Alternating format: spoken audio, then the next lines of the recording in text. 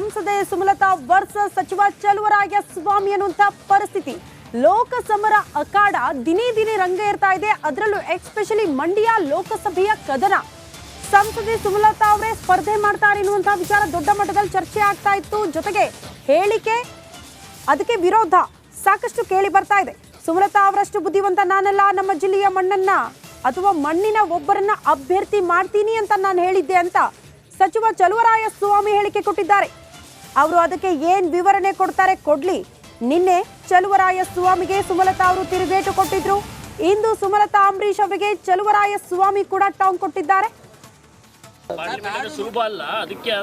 ಯಾರೀಗ ಆಯ್ತಪ್ಪ, ಅವ್ರು ಹೇಳಿರೋದು ತಪ್ಪೇನು, ಪಾರ್ಲಿಮೆಂಟು ಸ್ಟ್ರಾಂಗ್ ಆಗಿ ಹೋಗಬೇಕು ಅಂತ. ಯಾರ್ಯಾರು ಯಾವ್ಯಾವ ಕಾಲದಲ್ಲಿ ಹೋಗಿ ಏನೇನು ಪಾರ್ಲಿಮೆಂಟ್ ಸ್ಟ್ರಾಂಗ್ ಆಗಿದ್ದಾರೆ ಅಂತ ಇತಿಹಾಸ ನಿಮಗೂ ಗೊತ್ತಿದೆ, ನನಗೂ ಗೊತ್ತಿದೆ. ಓಕೆ ಸರ್, ನಾಟಿ ಪಾರ್ಲಿಮೆಂಟ್ಗೆ ಸೂಟ್ ಆಗಲ್ಲ. ಆಯಿತು ಬಿಡು. ಈಗ ಇದು ಯಾರ್ಯಾರು ಯಾವ್ಯಾವ ಸೂಟ್ ಆಗ್ತಾರೆ ಇಲ್ಲ ಅನ್ನೋದನ್ನ ಡಿಸೈಡ್ ಮಾಡೋರು ಈ ಜಿಲ್ಲೆ ಜನ. ನಾನು ಸುಮಲತವರೋ ಅಥವಾ ಕುಮಾರಸ್ವಾಮಿನೋ ಯಾರ್ದಾರೋ ಒಬ್ಬರ ಹೆಸರು ಬರೆದುಬಿಟ್ಟು ಕ್ಯಾಂಡಿಡೇಟ್ ಅಂತ ಘೋಷಣೆ ಮಾಡುವಂಥ ಕಾಲ ಅಲ್ಲ. ಇದು ಪ್ರಜಾಪ್ರಭುತ್ವ. ಈ ಜಿಲ್ಲೆ 8 ಕ್ಷೇತ್ರದ ಜನ ತೀರ್ಮಾನ ಮಾಡಬೇಕು. ಅವರು ಅಭಿಪ್ರಾಯನ ಹೇಳಿದ್ದಾರೆ. ನಮ್ಮ ಅಭಿಪ್ರಾಯ ನಾವು ಹೇಳ್ತೀವಿ. ಅಲ್ಟಿಮೇಟ್ ತೀರ್ಮಾನ ಮಾಡೋದು ಈ ಜಿಲ್ಲೆ ಜನ ತೀರ್ಮಾನ ಮಾಡ್ತಾರೆ. ಇನ್ನು ಸಿದ್ದರಾಮಯ್ಯನವರ ಸರ್ಕಾರ ಹಿಂದೂ ದೇವಸ್ಥಾನಗಳನ್ನೇ ಟಾರ್ಗೆಟ್ ಮಾಡಿದೆ. ಪರ್ಸೆಂಟೇಜ್ ವೈಸ್ ಹಣ ವಸೂಲಿಗೆ ಮುಂದಾಗಿದೆ ಎನ್ನುವಂತಹ ವಿಚಾರಕ್ಕೆ ಸಂಬಂಧಪಟ್ಟಂತೆ ಬಿಜೆಪಿ ನಾಯಕರು ಆಕ್ರೋಶ ಹೊರಹಾಕ್ತಾ ಇದ್ರು. ಇದರ ಬೆನ್ನಿಗೆ ಸಚಿವ ಚಲುವರಾಯಸ್ವಾಮಿ ಕೂಡ ಹೇಳಿಕೆ ಕೊಟ್ಟಿದ್ದಾರೆ. ಎಪಿಎಂಸಿಯ ಎ ಪ್ರವರ್ಗದ ಹಣದಿಂದ ಸಿ ಪ್ರವರ್ಗದ ಅಭಿವೃದ್ಧಿ ಆಗುತ್ತೆ ಅನ್ನುವಂತಹ ವಿಚಾರ ಪ್ರಸ್ತಾಪವಾಗಿದೆ. ಅದೇ ರೀತಿ ನಾವು ದೇಗುಲಗಳ ಅಭಿವೃದ್ಧಿಗೂ ಕ್ರಮ ಕೈಗೊಂಡಿದ್ದೇವೆ ಅಂತ ಸಚಿವ ಚಲುವರಾಯಸ್ವಾಮಿ ಹೇಳಿಕೆ ಕೊಟ್ಟಿದ್ದಾರೆ. ಕೆಲವು ದೇವಸ್ಥಾನಗಳಲ್ಲಿ ಹೆಚ್ಚು ಆದಾಯ ಬರುತ್ತೆ. ಹೆಚ್ಚು ಆದಾಯದ ದೇಗುಲದಿಂದ ಬೇರೆ ದೇವಸ್ಥಾನದ ಅಭಿವೃದ್ಧಿ ಮಾಡಲಾಗುತ್ತೆ. ಎಲ್ಲ ದೇವರು ಒಂದೇ, ಕೃಷ್ಣ ವಿಷ್ಣು ರಾಮ ಬೇರೆಯಲ್ಲ ಅಂತ ಸಚಿವ ಚಲುವರಾಯಸ್ವಾಮಿ ಮಂಡ್ಯದಲ್ಲಿ ಹೇಳಿಕೆ ಕೊಟ್ಟಿದ್ದಾರೆ. ಸಾಧಲ್ಲ ರೀ. ಈಗ APMCನೇ ಒಂದು ಕಾನೂನು ತಂದಿದ್ದೀವಿ. ಯಾವ್ಯಾವುದು ಸಿ ಕ್ಯಾಟಗರಿ APMC ಇದೆ, ಎ ಕ್ಯಾಟಗರಿ ಇರೋಂಥವು ಒಂದು ಸ್ವಲ್ಪ ಹಣ ಕೊಟ್ಟು ಅದನ್ನು ಸ್ಟ್ರೆಂಥನ್ ಮಾಡೋಕ್ಕೆ. ಆ ರೀತಿ ಈಗ ಕೆಲವು ದೇವಸ್ಥಾನದಲ್ಲಿ ಹೆಚ್ಚು ದುಡ್ಡು ಬರುತ್ತೆ. ಈಗ ನಮ್ಮ ಚಾಮುಂಡೇಶ್ವರಿಲಿ ಬರುತ್ತೆ, ತಿರುಪತಿಲಿ ಬರುತ್ತೆ, ನಿಮ್ಸಾಂಬದಲ್ಲಿ ಬರುತ್ತೆ.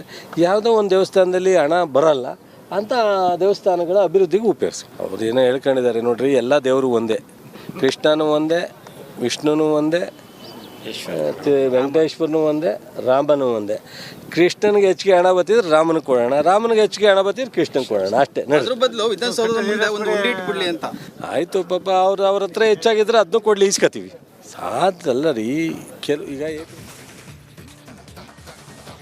ಹಿಂದೂ ದೇವಾಲಯದ ಅನುದಾನದ ವಿಚಾರದಲ್ಲಿ ಸರ್ಕಾರದ ಕಣ್ಣು ವಿಚಾರಕ್ಕೆ ಸಂಬಂಧಪಟ್ಟಂತೆ ಬಿಜೆಪಿಯ ರಾಜ್ಯಾಧ್ಯಕ್ಷ BY ವಿಜೇಂದ್ರ ಕೂಡ ವಾಗ್ದಾಳಿ ನಡೆಸಿದ್ದಾರೆ. ಯಾಕೆ ಹಿಂದೂ ದೇಗುಲಗಳ ಟಾರ್ಗೆಟ್ ಮಾಡ್ತಾ ಇದೆ ಸರ್ಕಾರ ಅನ್ನೋದನ್ನ ಪ್ರಶ್ನೆ ಮಾಡ್ತಿದ್ದಾರೆ ವಿಜಯೇಂದ್ರ. ವಿಧಾನಸೌಧದ ಮುಂದೆ ಒಂದು ಹುಂಡಿ ಇಟ್ಟುಬಿಡಿ, ಯಾರೇ ದಾನಿಗಳು ಬಂದರೂ ಕೂಡ ಅಲ್ಲೇ ಬಂದು ದಾನ ಮಾಡ್ತಾರೆ. ವಾರದಲ್ಲಿ ಸರ್ಕಾರದಿಂದ ಹಲವು ವಿವಾದಗಳು ಸೃಷ್ಟಿ ಆಗ್ತಾ ಇದೆ ಅಂತ ಬಿಜೆಪಿ ರಾಜ್ಯಾಧ್ಯಕ್ಷ ವಿಜಯೇಂದ್ರ ವಾಗ್ದಾಳಿ ನಡೆಸಿದ್ದಾರೆ.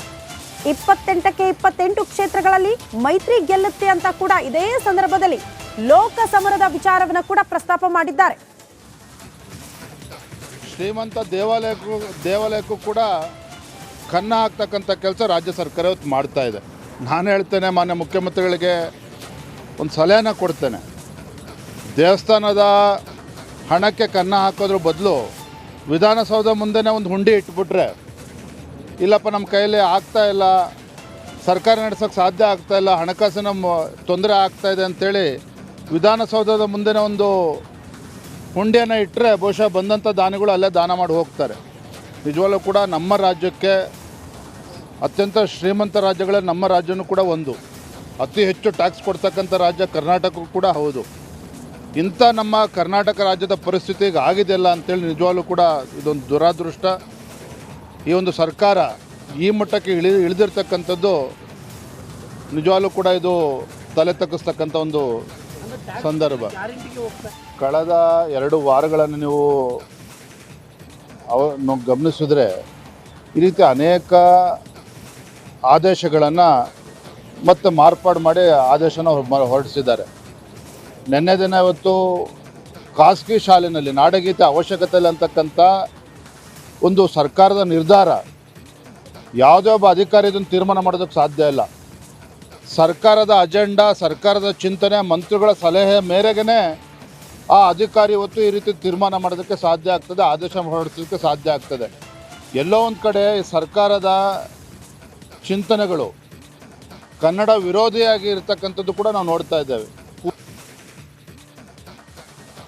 ಆದರೆ ಒಂದಂತೂ ಸತ್ಯ, ಭಾರತೀಯ ಜನತಾ ಪಾರ್ಟಿ ಇವತ್ತು ಮುಂದಿನ ಲೋಕಸಭಾ ಚುನಾವಣೆಯಲ್ಲಿ ನಮ್ಮ ಪರಿಸ್ಥಿತಿಯು ಸಾಕಷ್ಟು ಸುಧಾರಿಸಿದೆ. ಯಾವುದೇ ಕ್ಷೇತ್ರಕ್ಕೆ ಹೋದರೂ, ರಾಜ್ಯದ 28 ಲೋಕಸಭಾ ಕ್ಷೇತ್ರಗಳಲ್ಲಿ ಯಾವುದೇ ಕ್ಷೇತ್ರದಲ್ಲಿ ಹೋದರೂ ಕೂಡ ಭಾರತೀಯ ಜನತಾ ಪಾರ್ಟಿ, JDS ಎಲ್ಲ ಕ್ಷೇತ್ರಗಳು ಗೆಲ್ಲುತ್ತೆ ಅನ್ನೋ ವಾತಾವರಣ ನಿರ್ಮಾಣ ಆಗಿದೆ.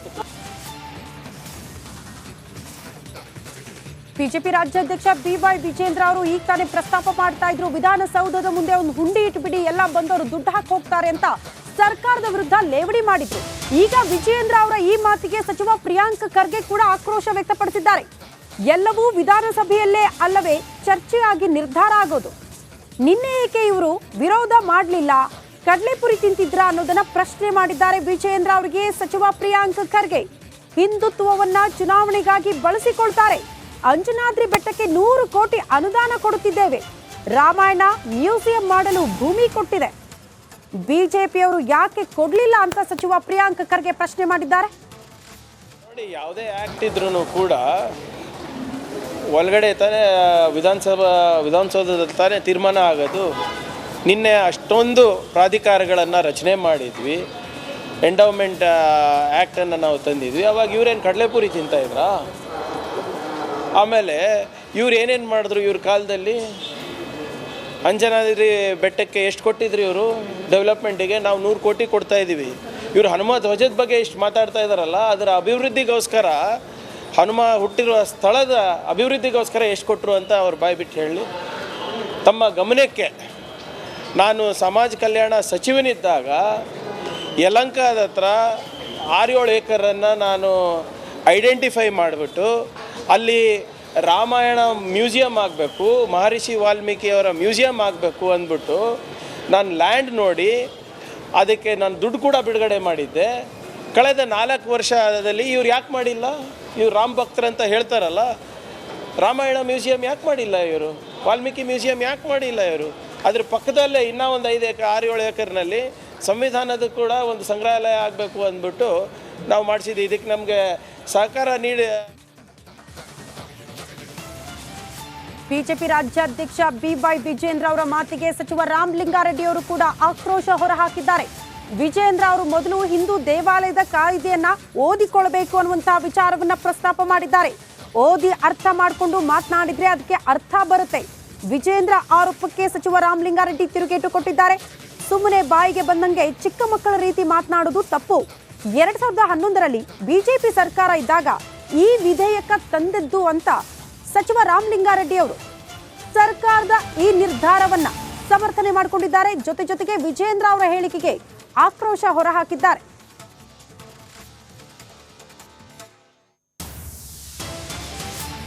ಧಾರ್ಮಿಕ ಸಂಸ್ಥೆಗಳು ಮತ್ತು ಧರ್ಮಾದಾಯ ದತ್ತಿ ವಿಧೇಯಕ ಈಗ ಸಾಕಷ್ಟು ಚರ್ಚೆಗೆ ಒಳಪಡ್ತಾ ಇದೆ. ಬಿಜೆಪಿ ರಾಜ್ಯಾಧ್ಯಕ್ಷ ವಿಜೇಂದ್ರ ಟ್ವೀಟ್ ಮಾಡಿದ್ದಾರೆ, ಸರ್ಕಾರ ಆಗಿ ಹಿಂದೂ ದೇವಾಲಯಗಳ ಖಜಾನೆ ಮೇಲೆ ಕಣ್ಣು ಹಾಕಿದೆ ಅನ್ನೋ ಒಂದು ಆರೋಪ ಮಾಡ್ತಾ ಇದ್ದಾರೆ. ಆಮೇಲೆ BJP